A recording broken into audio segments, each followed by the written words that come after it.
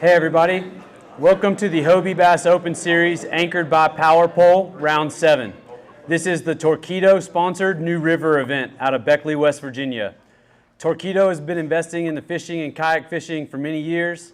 Torqeedo has the easiest to use and set up as well as the most versatile electric motor lineup in the world. In addition, they have an incredible asset in Jeff Little, who is one of the most in tune and hardest working brand representatives in the industry.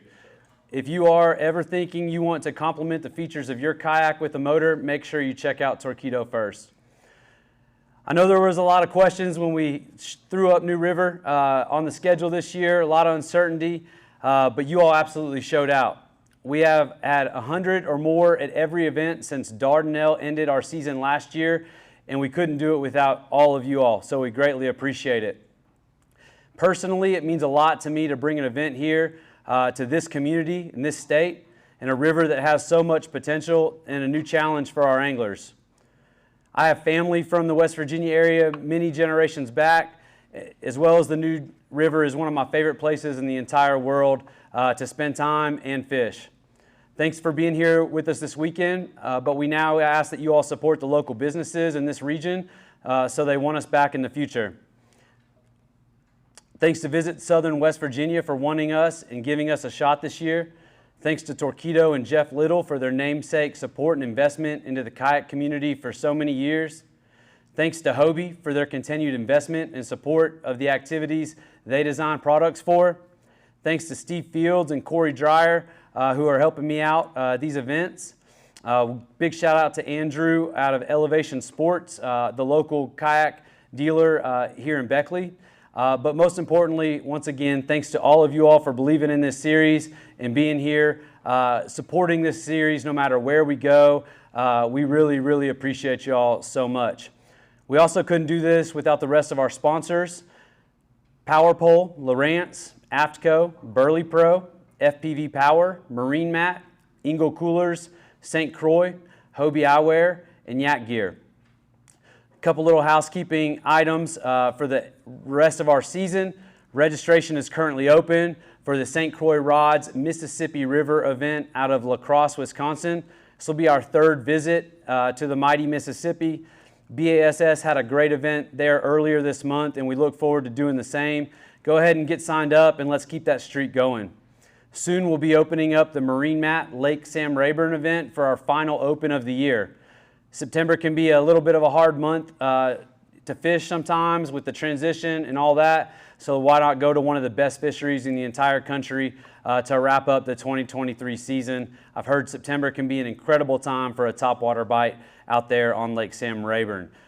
We will be updating the standings after this event for the Aftco Angler of the Year race. I know it's getting down to the end and you all are eager to see that.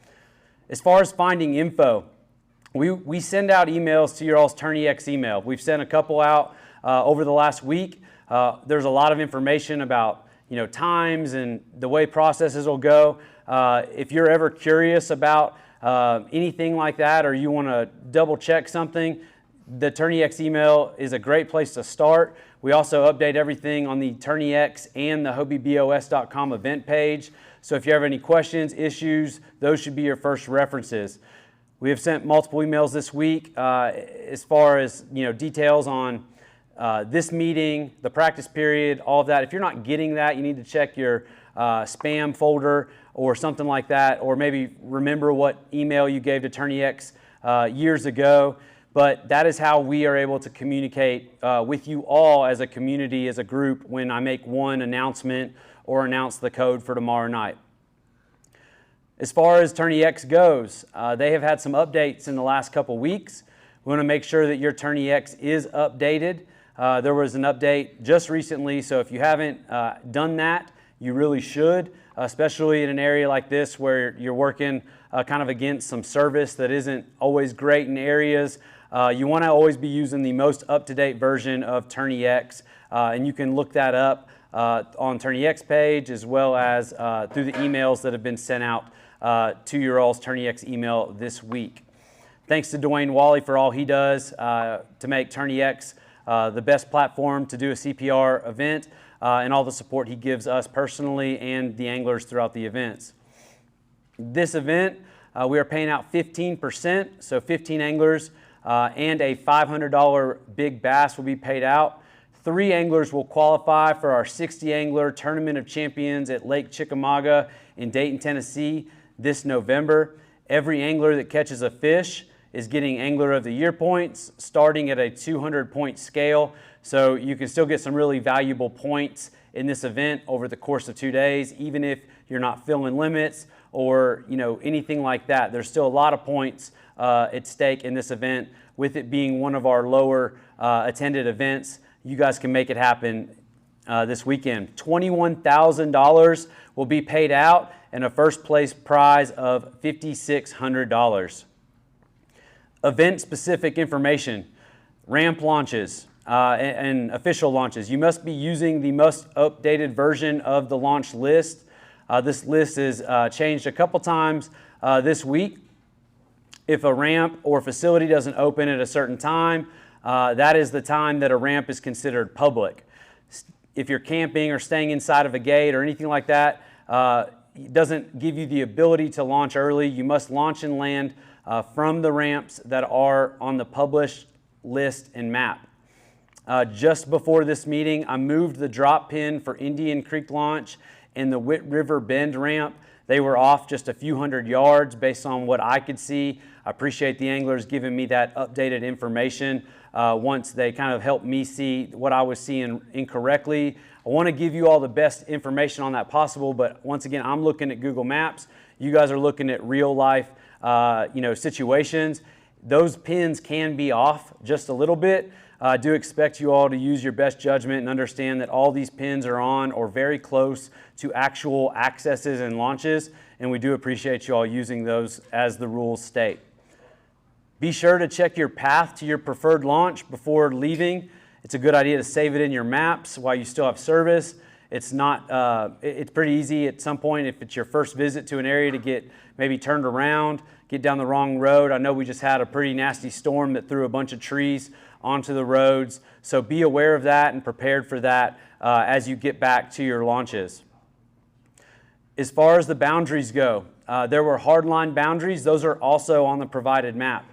They're very close to official launches or takeouts. So sometimes that pin might cover up the red X, but you can look at the key on the left side of the map and see where those X's are. Anglers are not allowed to fish, float, or launch beyond those boundaries for this event. Also, please be aware of the natural boundaries like dams and major drops that this fishery has. We just want you all to be safe and aware. So, if you're kind of going through an area for the first time, please be aware of that before you launch out there. You are allowed to wade and portage in this event. To be considered at or legal with your kayak, you need to be tethered to your kayak while fishing. That tether needs to not be longer than 20 feet.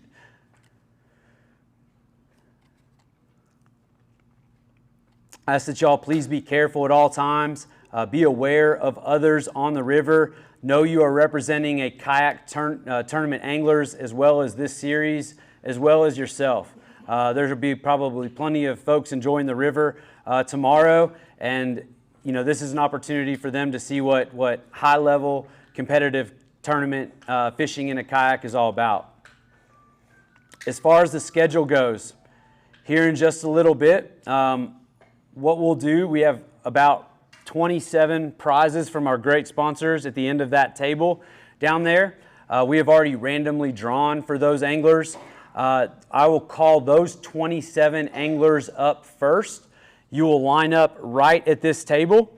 If you do want to buy any merch, you'll start there. Jeff Little's going to hold the table down there. It is cash only. Then you'll go down to Corey, who is helping out. He's going to take your name, say your first and last name. We appreciate all the help on that. He's going to put whatever number ID that we give you into our Excel sheet, and then he's going to give you your day 1 and your day 2 ID. We will dive into how that works here in just a little bit. Then you will come down to me. I'll be right next to Corey. I will be putting the 2023 BOS sticker on the inside of your bump. If you don't or if you do have a 2023 BOS sticker already on your bump, you don't need to take it off. If you have any other stickers on the inside of your bump, we ask that you do take those off now so we don't hold up the line a little bit later. Those first 27 anglers, you're going to be given whatever number card you are in line. That number card correlates to a prize winner number over there on the prize table. So if you're number 1, there's a prize over there that says number 1 on it. So that is your prize. Steve will probably try to get a picture of you or a couple of those folks that win at the same time. Once that line from the top 27 starts to dwindle down, we do ask that you then, everybody can come and line up. We'll get you through pretty quick, so there's no real reason to rush up. But if you could just kind of start here and work your way around, we'll get everybody out really quickly. As far as the IDs go, this is your day 1 ID. It's going to say day 1 on it. It's going to have a specific number for you. And then on the back, it's going to have my number and Steve Field's number available for you as emergency or if you have any questions or anything like that. That is the ID that we need to see in your day 1 photos. If for whatever reason you lose this ID, we suggest that you keep the day 2 ID handy and then have a Sharpie handy as well. Don't keep them in the same place so you don't lose them both. But what we'll do is you'll contact me and I will be able to get you a temporary ID. And that way, if you lose your ID, you can write it on this ID. I know you might be in areas that don't have good service, so you really want to focus in on keeping your ID upright. And you know, we do have the tourney tags. They're not required, but you can put this in a tourney tag. You can strap that on to your boat, to your board, to your arm, anything that helps you keep that. This is what makes your fish count. And if you can contact me, I will give you a temporary ID. Now tomorrow night, I will give you a 3-digit ID that will get written onto either the front of your day 2 ID or the back of an ID. Ultimately, it can be written on whatever, but I just need to see those 3 digits to be able to count your fish on day 2. It isn't a 4-digit code. It's not already on your Tourney X profile. It will be a digit or a number that I will give out tomorrow when we do our meeting. It'll also be on Tourney X. It'll also be on Facebook. Excuse me. It'll also be on the website. So we'll put it in all of those areas. All right, for tomorrow, fishing and launch is at the same time tomorrow. We are doing that different because of the flow of the water and safe flight and all of those things to be considered. You will be able to make up for that at the end of the day. So 6 a.m. is when everybody is allowed to get onto the water, and that is also when first cast starts. So everything starts at 6 a.m. You are not allowed to be on the water before 6 a.m. Fishing ends at 3. You will have until 3 and 59 seconds to snap a picture that I will count. Once your timestamp goes to 3:01, there will be no acceptance of that at all. So we give you that extra 59 seconds for that last minute opportunity. We've all seen so many times in the last minute or two, somebody puts up a fish that really does matter, but we give you that 59 seconds. So make sure that your photo timestamp is of that timeline. What I do suggest you also do is set an alarm for 3:01. That is the time that you have to stop fishing and start making your way back to wherever you are going to get out of the water. You have to legally get out for this event at one of the published accesses. You are not allowed to cast, fish, scout, or anything after 3:01. That's why that alarm is really important.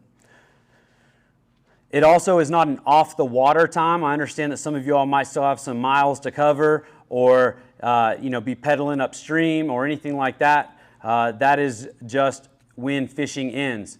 Now, there is a submission time. That is 4 o'clock. All fish need to be submitted to me by 4 o'clock. If you are fishing in an area that doesn't have good service, that means that you might have to get off the water and get to service before fishing ends. I will not accept fish after 4 o'clock as long as there are no issues on Tourney X side. And that's something Dwayne Wally will tell me. We will, if it's a Tourney X thing, we'll work with the anglers. If it's an angler didn't get off the water in time, didn't get to service in time, that is how you do not submit your fish on time and how I will not count them. I will still work with anglers after 4 as long as they've submitted their fish throughout the day or before 4 o'clock. So if there's an issue and I finally get to that fish, or we're reviewing and I let you know, it could be still after 4 o'clock. I might send you a message and say, hey, do you have a better picture of this fish? You know, the mouth's open, or whatever that situation is. I will work with an angler after 4, but I will not accept brand new pictures after 4 o'clock. Tomorrow we will have our broadcast meeting at 8 p.m.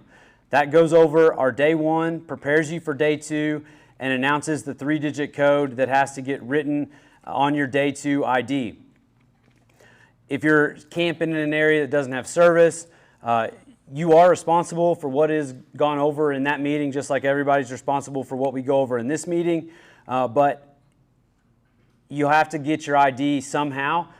You'll have to figure out if you missed anything that's really important. You'll have to get that information somehow. Everybody is expected to be aware of that meeting and to get their 3-digit code for their fish on day 2 to start. Everyone is invited back to the awards right here on Sunday. We do hope to get started realistically around 5:15 or so. I know some of y'all might have some time to travel to get back here. If it ends up being 5:30, I understand. But we want as many of the folks that cash and as many of the folks that want to be here to watch their friends or family, cash and have an opportunity to speak on their experience here on the New River, a chance to get back here for our live audience as well as the folks in attendance. I'm going to take a sip real quick. All right. Your Managed Catch is a feature on your Tourney X app. Throughout the day and after lines out, you want to go into Managed Catch on your Tourney X app and see the fish that you've submitted. If you don't know if you've submitted a fish or if it went through or if it's been judged, the best way to view that is your Managed Catch. Also, it'll show you, maybe you submitted a 14 1/4 and I judged it at 14. If you have a better picture of that fish, that gives you the opportunity to pull it out of your Managed Catch. You swipe left, you hit the trash can, then you go in and resubmit the same fish. Please do not resubmit the same fish if you're working with me on that until you've pulled it out of your Managed Catch. That's a great resource to check, and that way you always know what your fish totals are, and you're making sure that the score of your fish matches to what you think it should. For this event, any fish 16 inches and over that has an issue or a penalty, I will reach out to you once I judge that via text messenger and try to make you aware of that as soon as possible. Anything that's 16 and below, you will just have to see that through Managed Catch or through the notes that are provided when you get your scoring notes from each fish. So make sure you check your Managed Catch feature. If you don't get those texts until you get off the water, that goes back to my point. Hey, sorry, I didn't see this. I didn't have service once I got to this part of the river. That goes back to my point of I will work with you at that time to help make sure that you had the opportunity to get that right. As far as weather goes, we look to have pretty good weather this weekend, except there is a chance of some storms popping up again tomorrow afternoon. So please be aware of that. Storms can really sneak up on you on the river out here. So be aware and just be prepared for anything. Dry bags, rain suits, dry clothes, all that stuff might help your day stay good for the duration of the event and once you get back to your vehicle.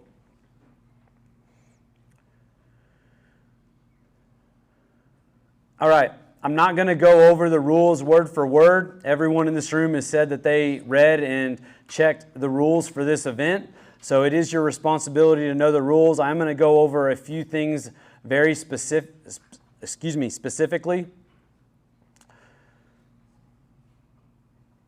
I know this season started, there was a lot of information gathering and communication rules that a lot of series incorporated into their events. A few events ago, we did adjust a couple of those, so I want to reiterate those for everybody, and then we'll dive into some safety and what I'm looking for in fish pictures.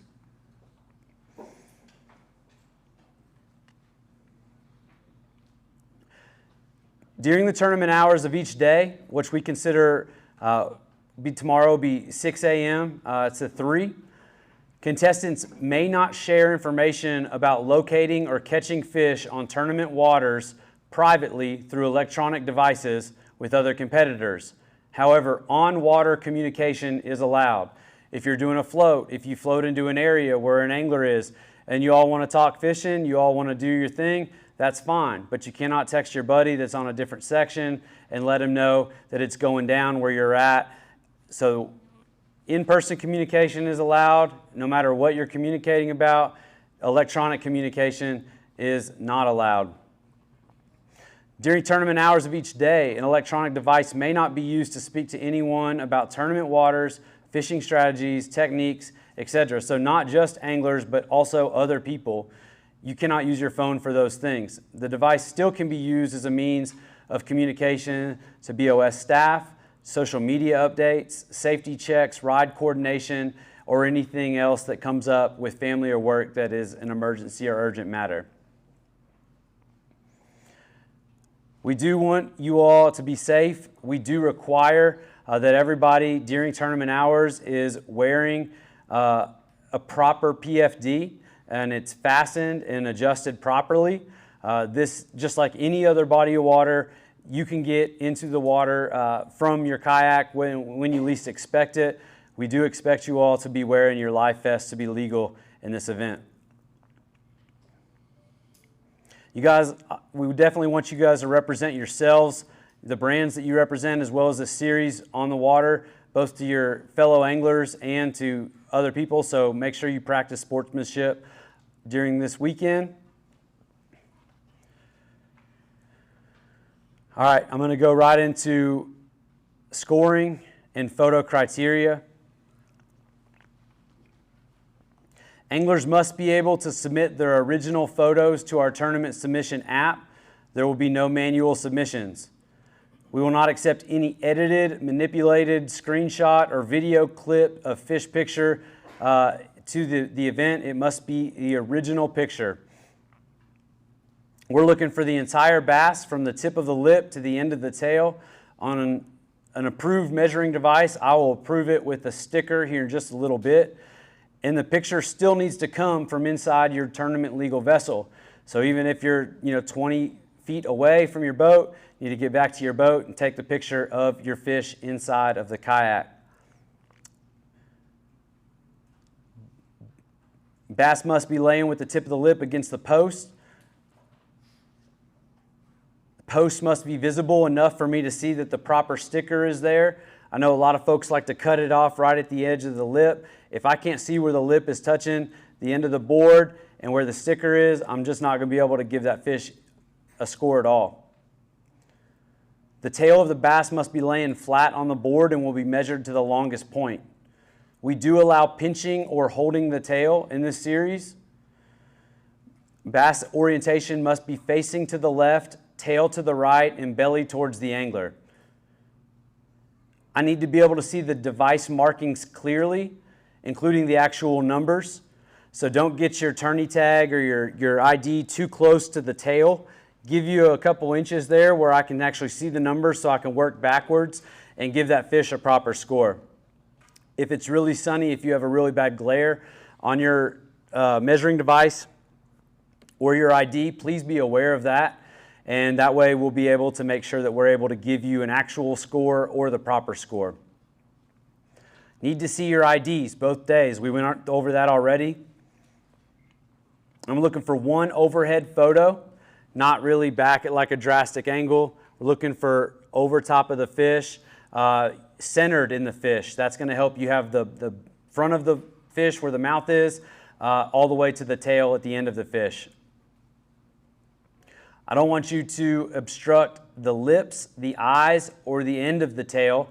And what I mean by that is covering. So if you're covering the lip and I can't see where it touches, if you're covering the eye and I can't see that it's a good eye, or if you're covering the end of the tail where it actually touches the board, I cannot give you a proper score for those fish, or specifically on some of those areas your fish might be denied. Hand or fingers cannot be under or up in the gill plate. The fish must be clear of any holding devices, including a lure or a hook. The only thing you can use to hold your fish down is your hand. If a fish has a visible glossy eye or any odd markings or just kind of looks odd, we ask that you take a video of that fish going from the board back into the water and swimming away.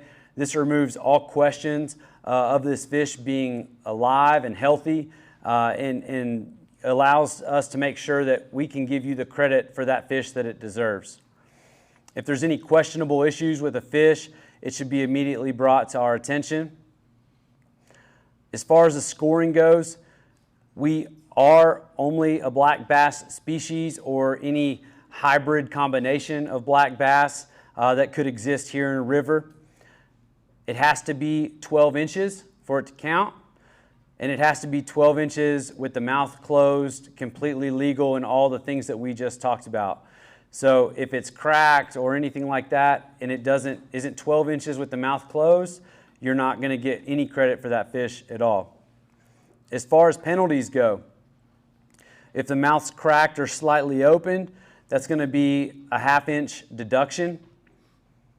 If the mouth is blatantly open, that could be anywhere from a 1 inch to 2 inch deduction based on the size of the fish. The point of those deductions is for someone to not be able to gain an advantage through a cracked mouth, whether it's done on purpose or on accident. If the lip or tail is not touching the board, so if the mouth, if the fish is up on the front end by the mouth, or if the tail is completely up on the back, I'm not going to be able to give it a score at all. So you want to make sure that fish is flat. But like I mentioned, if part of the tail is flat, clearly flat, and the other part is kind of curled up, we will give a score to the part of the tail that is completely flat on the board. If you have any questions about a scoring, ruling or a judgment, feel free to let me know. I do have an extra judge that helps me on fish. It's always good for you all to double check us because we want to make sure that you all are getting the proper score for your fish. In all of these events, 1/4 inches always matter. So we want to make sure that you're satisfied with the score as well as we are satisfied with our judgment. If anybody has any questions or anything specifically that they want to talk to me about, I would prefer if you wouldn't do it right when I'm judging boards and everybody's lined up. I can be reached via phone, text, anything like that, as well as I will be around after we run everybody through to answer any questions or go over anything that you all would like me to clarify or anything like that. So I'm going to read off right now. I'm going to read off the 27 anglers that have been randomly selected to be our prize winners. Once the 27 get lined up here, we'll be able to get the other people lined up behind them. So please wait till everybody else gets up here before you guys line up. If you are getting an ID for somebody that wasn't able to come to the meeting and their name is called, that is essentially your name. So you get their prize, you get to do everything, but that's your ticket to come up here as well. So that way we leave with 27 people with prizes. So we're going to start from the bottom of the list. Victor Hendricks, Travis Dawkins, Tim Isaacs, Rodney Merritt, and you guys can go ahead and come up here and get in line. Right there where the hats are is a good place to start, or where Jeff is.